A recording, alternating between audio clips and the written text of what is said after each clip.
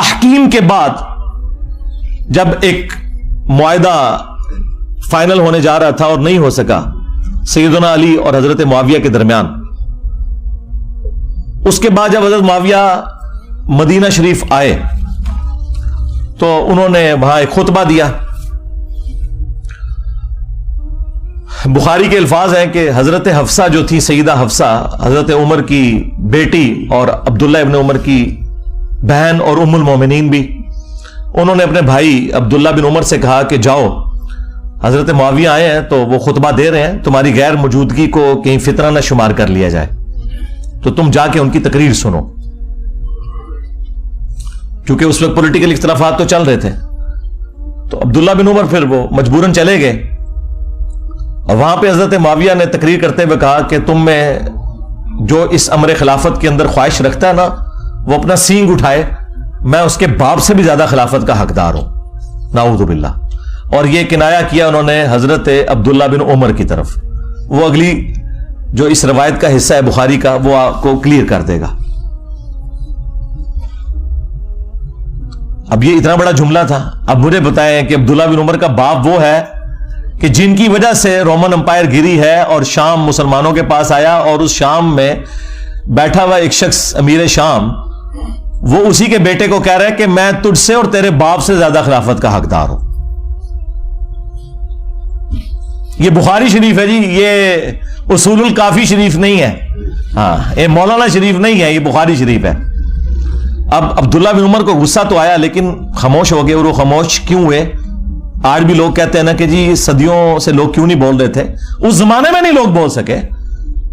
وہ ہمارے استاد مولانا اسحاق صاحب والی بات ہے کہ ماما روزانہ حسین نہیں جم دیا. ہاں، حسین ابن علی اور عبداللہ ابن عمر دونوں کی نیچرز میں فرق تھا. تو بعد میں ایک دوسرے صحابی کہتے ہیں عبداللہ بن عمر سے کہ آپ نے اسی وقت معاویہ کو جواب کیوں نہیں دیا جب وہ یہ کہہ رہا تھا کہ میں اس کے باپ سے بھی زیادہ خلافت کا حقدار ہوں. تو عبداللہ بن عمر نے کہا کہ میں نے ارادہ تو کیا کہ میں اپنی گوٹ کھولوں، یعنی وہ احتبا کر کے دونوں گھٹنوں کو یوں لے کے بیٹھے تھے، اور میں اسے اسی بھرے مجمع میں جواب دوں کہ تجھ سے زیادہ خلافت کا حقدار وہ ہے کہ جس نے تم سے اور تمہارے باپ سے جنگ کی تھی جب تم لوگ کافر تھے اور ہم لوگ مسلمان تھے. یعنی تم لوگ بعد میں مسلمان ہو کر طلقہ فتح مکہ کے موقع پر تم لوگوں نے معافی مانگ کے اسلام قبول کیا. تم لوگ آج آ کے عمر اور اس کے بیٹے کے بارے میں کہہ رہے ہو کہ ہم اس سے زیادہ خلافت کے حقدار ہیں. مجھے بتائیں، جو شخص یہ کہے کہ میں عمر سے زیادہ خلافت کا حقدار ہوں، اس نے علی کی خلافت کہاں سے ماننی تھی؟ یہ اب سنی شیعہ سے مسئلہ اٹھ چکا ہے جی. وہ قصاص عثمان چاہتے تھے، قصاص عثمان چاہنے والا یہ کہے گا کہ میں حضرت عمر سے زیادہ خلافت کا حقدار ہوں، تو انٹینشن انہوں نے خود کھول کے بتا دی. اچھا، تو وہ عبداللہ بن عمر کہتے ہیں میں نے ارادہ تو کیا اپنی گوٹ کھولوں اور میں ایسے کہوں کہ تجھ سے زیادہ خلافت کا حقدار اور تیرے باپ سے زیادہ وہ ہے کہ جن لوگوں نے تمہیں مار مار کے اسلام میں داخل کیا ہے. یعنی تم لوگ کافر تھے اور ہم نے تم سے جنگیں لڑی ہیں. اور امام بخاری نے یہ حدیث غزوہ خندق کے چیپٹر میں ڈالی ہے یہ بتانے کے لیے کہ خندق کے موقع پر عبداللہ بن عمر اور حضرت عمر مسلمان تھے اور حضرت معاویہ اور ان کے والد کافر تھے. یہ اس میں سے انہوں نے رزلٹ نکالا ہے. اچھا، اب یہ بڑی حیران کن بات ہے، اسے آپ کرامت سمجھیں یا انٹینشنلی ایسا ہوا. یہ سیم الفاظ صحیح مسلم کے اندر موجود ہے حضرت عمر کے بھی. ایک تو وہ بخاری میں حدیث ہے نا، جب آپ کو زخم لگے تو آپ نے 6 رکنی کمیٹی بنائی اور کہا کہ میں اپنے بعد اس امر خلافت میں ان 6 بندوں کے سوا کسی کو حقدار نہیں سمجھتا کہ رسول اللہ اپنی وفات تک ان سے راضی رہے. علی، عثمان، طلحہ، زبیر، عبد الرحمن بن عوف اور سعد بن ابی وقاص، ان میں سے کسی کو خلیفہ چن لینا میرے بعد. اور مسلم شریف میں الفاظ ہیں کہ آپ نے خواب دیکھا کہ ایک مرغے نے آپ کو پھونک ماری ہے. اس کے بعد آپ نے جمعے والے دن خطبہ دیا اور اگلا جمعہ آپ کو نصیب نہیں ہوا. بدھ والے دن آپ کی شہادت ہو گئی اور کہا کہ میں نے خواب دیکھی ہے اور میں نے اس کی تعبیر یہی کی ہے کہ عنقریب مجھے قتل کر دیا جائے گا، اور اگر میں اچانک مارا جاؤں تو اپنی خلافت کو ان 6 بندوں سے باہر نہ جانے دینا کہ جن سے رسول اللہ اپنی وفات تک राजी रहे। इसके आगे बड़े खतरनाक अल्फाज हैं कि तुम देखोगे कि इन 6 बंदों की मुखालफत वो लोग करेंगे कि जिनको मैंने अपने हाथों से इस्लाम के लिए मारा हुआ है, और अगर वो मुखालफत में सामने आ जाएं तो समझ लेना कि ये लोग अल्लाह के दुश्मन और काफिर हैं। इतने सख्त अल्फाज हैं। हां जी, अब ये आपने तलाश करना है ये अल्लाह के दुश्मन किन को कहा उन्होंने, कि जिनसे मैंने इस्लाम के लिए खुद जंग किया है। लोग कहते हैं ये रोमन्स और पर्शियंस का जिक्र हो रहा है, और रोमन्स और पर्शियंस को सहाबा किराम ने अपने मशवरे में शामिल करना था कि हजरत आप बताएं कि हमने किसको खलीफा चुनना है। और दूसरा, रोमन्स और पर्शियंस तो रहे ही कोई नहीं थे, वो तो गिर गए थे हजरत उमर के दौर में। ये आप अपने अंदर रहने वाले लोगों की बात कर रहे थे कि ये वो लोग हैं जिनको हमने मार मार के इस्लाम में दाखिल किया है, और यही मुखालफत करेंगे इन 6 बंदों की। खैर, इसकी एक्सप्लेनेशन मैं उलमा पे छोड़ देता हूं। मैंने कोई तशरीह की तो कहेंगे कि ऐते विच नहीं सी लिखा, तू बिचू कट के लिखे ऐते विच तो टाइम क़यामत तक की कट के दस। अच्छा, मजे की बात बताऊं, ये मुस्लिम शरीफ की हदीस जो है ना, ये सेम हदीस सुनन कुबरा अल बैहकी के अंदर इसी सनद के ऊपर है 100%, ये मुर्गे की ठोंग मारने वाली। और उसके एंड में लिखा है कि सैयदना उमर 26 जुल्हिज्जा को शहीद हुए। मुस्लिम शरीफ की सनद के ऊपर मुस्लिम वाली हदीस जो सुनन कुबरा अल बैहकी में थी, उसमें एंड पे अल्फाज ये हैं, बाकी सारी हदीस सेम है कि 26 जुल्हिज्जा को शहादत हुई बुध वाले दिन हजरत उमर फारूक रजी अल्लाह तआला अन्हु की। तो सरकार यकम मुहर्रम कहां से निकाल लिया? मुस्लिम शरीफ में 26 जुल्हिज्जा है, ज़ाहिर सनद वही है।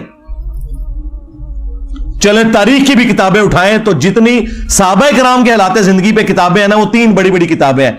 अल इस्तियाब इमाम इब्न अब्दुल बर की किताब, उसके बाद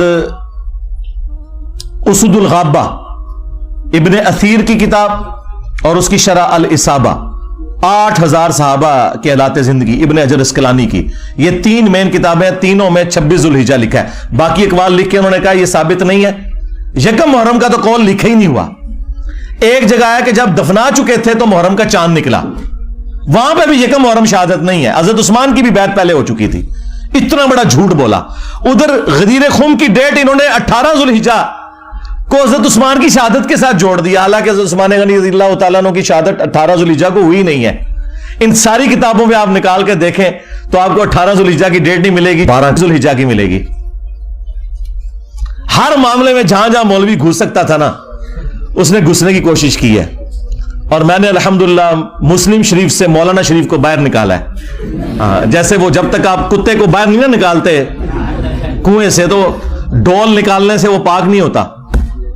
तो ये मुस्लिम शरीफ में अल्फाज थे कि हज़रत उमर ने कहा ये 6 बंदे ऐसे हैं कि इनकी मुखालफत वो लोग करेंगे जिनको मैंने इस्लाम की खातिर मारा हुआ है। सेम अल्फाज वही हजरत अब्दुल्ला बिन उमर ने रिपीट किए। हदीस खत्म नहीं हुई बुखारी की, आगे अल्फाज हैं कि अब्दुल्ला बिन उमर कहते हैं कि मैंने इरादा तो किया था ये सारी बातें करूं, तो फिर मुझे जन्नत की नेमतें याद आ गई और मैंने उन्हीं पर इक्तफा कर लिया, और फिर मैं खून रेजी और फितने के डर से खामोश होकर अपने मामलात को मैंने इसी के ऊपर इक्तफा कर लिया।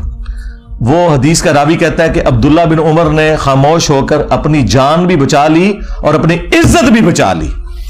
एक मामू ने दूसरे मामू से अपनी जान और इज्जत बचाई। अभी अब्दुल्ला बिन उमर भी तो मामू है ना, जब इन्होंने रिश्ते इस तरह के निकाले हुए हैं तो अब्दुल्ला बिन उमर मामू नहीं है, वो खालुल मोमिनीन नहीं है। तो वो कहते हैं कि अब्दुल्ला बिन उमर ने अपनी जान भी बचा ली और इज्जत भी बचा ली। यानी उस वक्त कैसी कैटास्ट्रॉफिक कंडीशन थी कि लोगों को अपनी जान से भी हाथ धोना पड़ता था। तो सरकार लोग कहते हैं कि भी सारे हुसैन इब्न अली की तरह क्यों नहीं इकट्ठे हो गए, अपने बाल बच्चों के साथ क्यों नहीं सामने आ गए? ऐसा हो नहीं सकता मेरे भाई। ये तो जिनका यानी घराना इतना आली है कि जिन्हें ये पता है कि हमारा किसी चीज को एक्सेप्ट करना, उसको दीन का हिस्सा बना देना है, उन्होंने सामने आना था ना, बाकी लोगों ने कहां से आना था? फिर सूरह मरियम में जो आयत है, अल्लाह ताला ने अंबिया इकराम अलैहिस्सलाम का जिक्र करके फरमाया कि जब अंबिया इकराम दुनिया से चले जाते थे ना, فخلف من بعدہم خلف، تو ان کے جانے کے بعد ایسے ناخلف لوگ جانشین ہوتے تھے، اضاعوا الصلاۃ، جو نمازوں کو ضائع کرتے تھے، واتبعوا الشہوات، اور وہ شہوات کی پیروی کرتے تھے، فسوف یلقون غیا، ان قریب یہ اپنے انجام کو پہنچ جائیں گے۔ اللہ تعالیٰ نے کہا کہ انبیاء جب بھی دنیا سے جاتے تھے ان کے جانے کے بعد ناخلف لوگ ان کے جانشین بن جایا کرتے تھے، یعنی کچھ عرصہ گزرنے کے بعد ان قریب یہ اپنی اس گمراہی کی سزا کو پالیں گے۔ یہ جو سورہ مریم کی آیت ہے نا، یہ سیم فٹ ان ہوئی نبی الاسلام کے کیس میں بھی، اور اس کی ایکسپلینیشن میں وہ صحیح مسلم کی مشہور حدیث ہے جو آپ کو سمجھ ہی نہیں آ سکتی تھی جب تک آپ کو کربلا سمجھ نہ آئے، کہ نبی الاسلام نے فرمایا کہ جب کبھی بھی اللہ نے کسی پیغمبر کو مجھ سے پہلے بھیجا نا، تو اس کے جانثار ساتھی حواری ہوا کرتے تھے، وہ حواری بڑے پیشن کے ساتھ اس کی دعوت کو آگے لے کے چلتے تھے، اور جب وہ مخلص لوگ رخصت ہو جاتے تھے نا، تو پھر ایسے ناخلف لوگ اس مسند پہ آگے بیٹھ جاتے تھے جو زبان سے وہ کہتے تھے جو کرتے نہیں تھے، اور جس کے کرنے کا حکم دیا گیا ہوتا تھا اس کی مخالفت کرتے تھے، الٹ چلتے تھے۔ ایسے لوگوں کے خلاف جو اپنے ہاتھ سے جہاد کرے وہ مؤمن ہے۔ کون؟ حسین ابن علی۔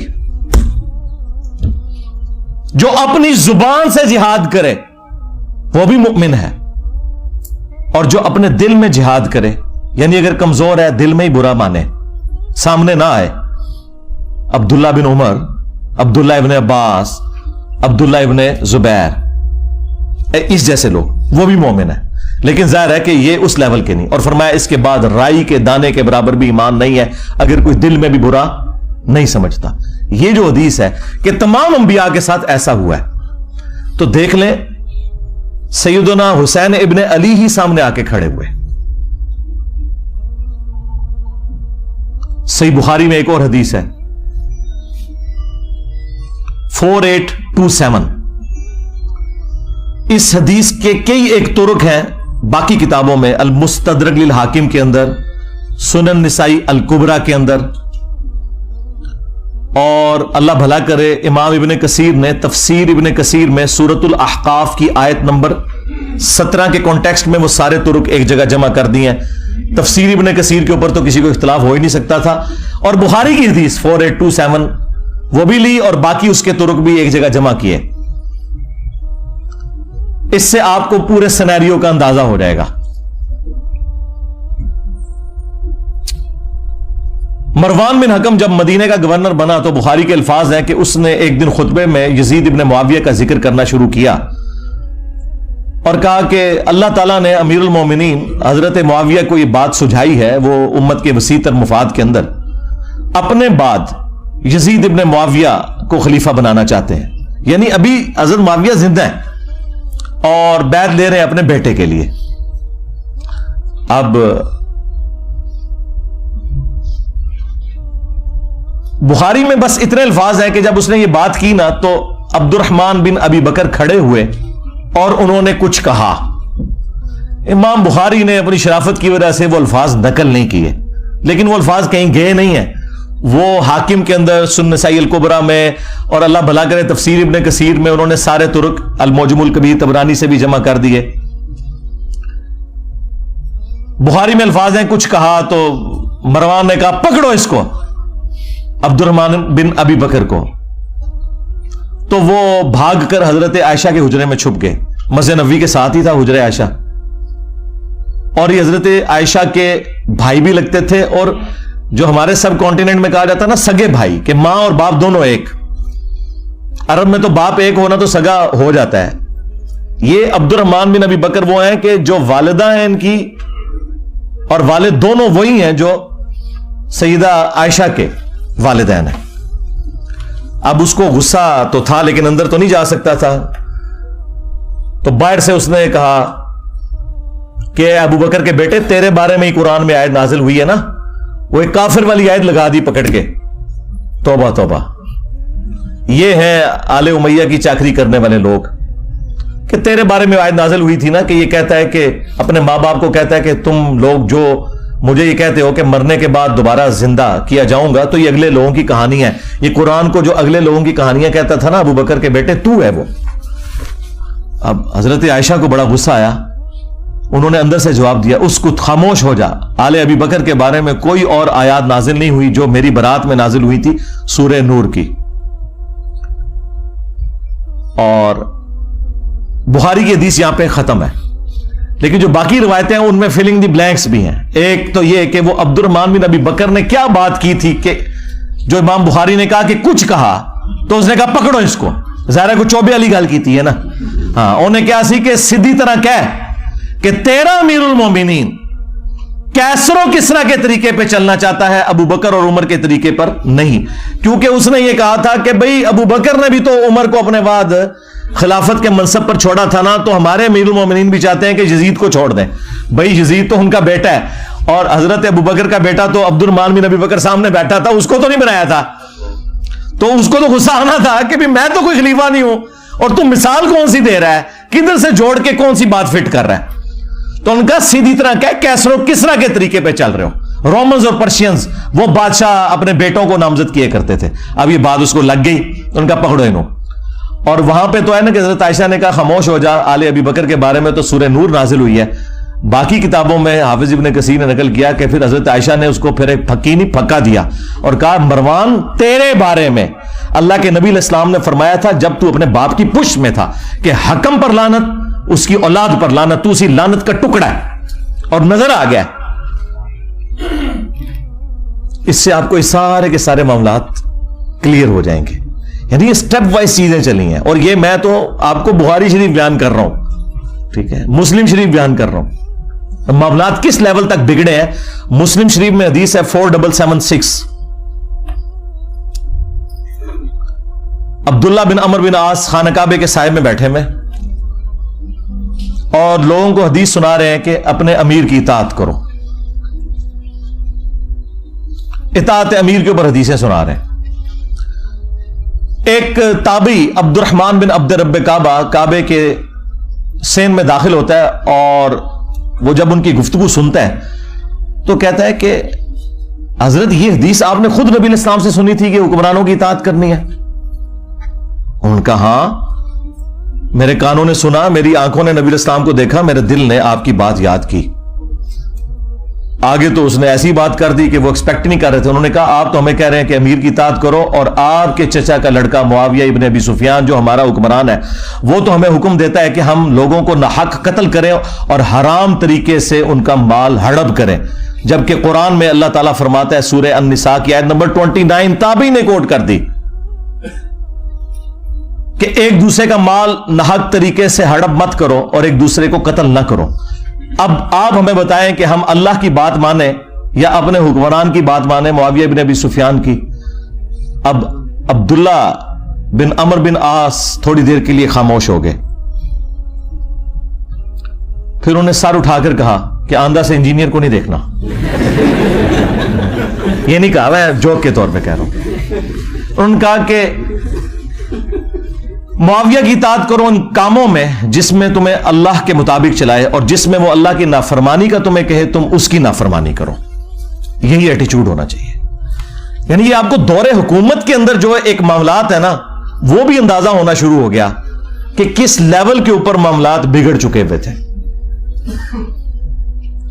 پھر صلح حسن کے حوالے سے بھی باتیں کرتے ہیں، وہ بھی آپ میرے اس میں ہی پڑھ لیجئے گا، میری ویڈیوز بھی ریکارڈ ہیں. کربلا کے بعد کون سی صلح حسن رہ گئی؟ حسن ابن علی نے اس لیے صلح کی تھی کہ آپ انہیں زہر دے دیتے. المصنف ابن ابی شیبہ میں موجود ہے، زہر دیا گیا. اور ابو داؤد میں تو اتنی رکت انگیز حدیث ہے کہ پھر دربار شام میں اس چیز کی خوشی منائی گئی.